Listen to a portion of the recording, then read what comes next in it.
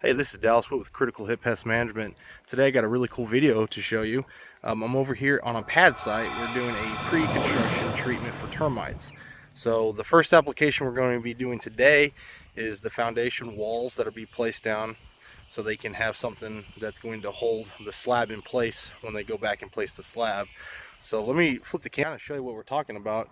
In my previous video I discussed how we if you looked at my other one with the other slab, I discussed the access for termites. And so as you can see here, this is the foundation that will be poured tomorrow morning. Okay, they placed the rebar in here to hold the concrete to help let it set. The concrete installer actually goes even further and drills down and cores down even further into the ground on the corners. It's kind of interesting. I've never seen that before, but he drills down to even give more stability. So that's kind of cool. But what we're going to be doing is we're going to be treating all of this foundation, okay?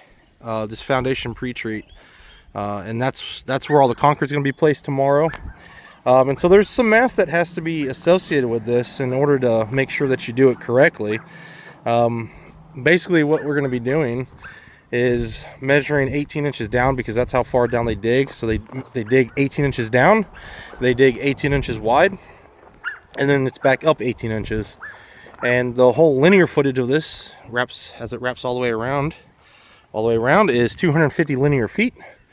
So you're going to take 18 and 18, multiply that by 3, which is going to give you 54, and then you're going to multiply that by 250 linear feet, and basically it comes out to like 11, 12, 13,000, something like that. Then you're going to divide that by 12, and you're going to end up getting around 1,150 square feet, somewhere around there. Okay, so that's going to let me know that we have roughly about 1,100 to 1,200 square feet of surface area that has to be serviced. Okay, now we're using a product called Dominion 2L today. Active ingredients of imidacloprid. It's a pretty decent termiticide. And again, what it's going to recommend is that we apply 1 gallon for every 10 square feet. So if you take that 1,100, 1,200, you divide that by 10.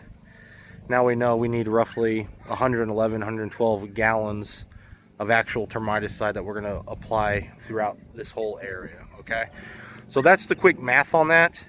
I just kind of wanted to show you what this step looks like. And so the cool thing is, once we do the slab, like again, this will all be concrete tomorrow. Then what will happen, I will come back and do the slab here all the way across. Now that's going to be roughly 3,000 square feet total, all this the square footage right here. I will do that once we get to that part. And then the final application is the final grade once the house is pretty much built. It's like I did in one of my previous videos where I treated the outside brick area. We're going to be doing that. So I'm going to show you a little bit of the application today, show you how I go about it. Product's already mixed up in the tank. Let's get after it. One of the other things I wanted to show was the style of application tip that I use.